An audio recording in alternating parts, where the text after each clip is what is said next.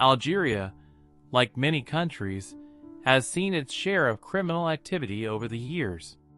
Among the various crimes, serial killings stand out for their brutality, the psychological terror they induce, and the often complex personalities of the perpetrators. This video delves into the lives, crimes, and societal impacts of some of the most notorious Algerian serial killers. It's important to approach this topic with sensitivity, as it involves real victims and communities that have been deeply affected by these heinous acts. The Monster of El Harak. Boualem bin Fakir. Boualem bin Fakir, often referred to as the Monster of El Harak, was one of Algeria's most notorious serial killers.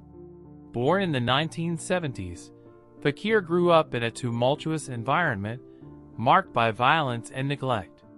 His early years were characterized by a lack of parental guidance and exposure to crime, which may have contributed to his later deviant behavior. Fakir's reign of terror took place in the late 1990s and early 2000s in the El Harak district of Algiers. His modus operandi involved abducting young girls, often luring them with promises of gifts or using force. He would then brutally assault them before ending their lives. His crimes were particularly gruesome, leaving the community in a state of fear and despair. After a prolonged investigation, Fakir was finally apprehended in 2002. His trial was a high-profile event, drawing national attention.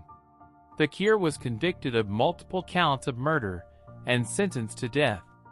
The case highlighted the flaws in Algeria's law enforcement and judicial systems, sparking debates about the need for reform. The terror caused by Fakir had a profound impact on the community of El Harak. Parents became increasingly protective of their children, and the sense of security in the neighborhood was shattered. The case also led to increased awareness about the importance of child protection and the need for stronger policing in vulnerable areas. The Butcher of Belda. Mohammed Fakir.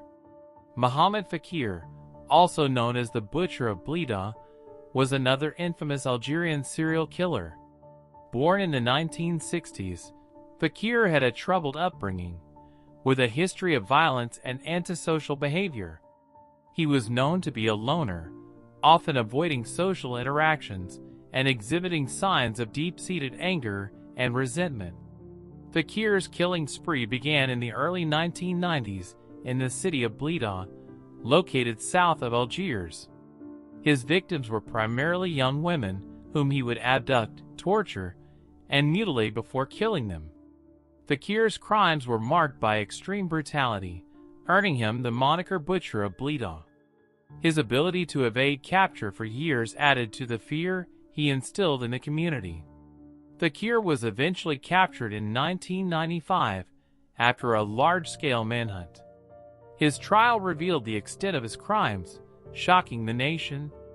Fakir was sentenced to life imprisonment, as Algeria had imposed a moratorium on the death penalty by that time. His case remains one of the most infamous in Algerian criminal history. The Butcher of Belda's reign of terror had long-lasting effects on the people of Blida. Women, in particular, felt vulnerable and unsafe, leading to changes in behavior and increased calls for better protection. The case also prompted discussions about the mental health support available in Algeria, as Fakir was found to have deep psychological issues that had gone untreated. The Black Widow of Guelma. Saida Abdi. Saida Abdi, often referred to as the Black Widow of Guelma, was a rare example of a female serial killer in Algeria. Born in the 1950s, Abdi had a difficult life, marked by abusive relationships and economic hardship. Her early experiences of violence and betrayal seemed to shape her later actions.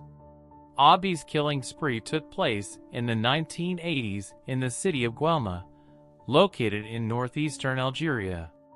Unlike other serial killers, Abdi's victims were not random.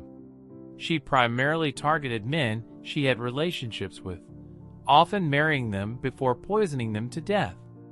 Her motive appeared to be financial gain, as she would inherit her victim's wealth and property. Abdi's crimes came to light after a suspicious death led to a deeper investigation. Authorities discovered a pattern of mysterious deaths among her previous husbands, leading to her arrest in 1987. During her trial, Abdi showed little remorse, further shocking the public. She was convicted of multiple counts of murder and sentenced to life in prison. The Black Widow of Guelma's case was a media sensation, given the rarity of female serial killers in Algeria. It led to discussions about gender roles, domestic violence, and the legal system's handling of such cases. The case also highlighted the need for better protection for vulnerable individuals, particularly in the context of marriage and domestic relationships. The terror of the Casbah Abdelkader Hachani. Abdelkader Hachani, known as the Terror of the Casbah, was born in the 1960s in Algiers.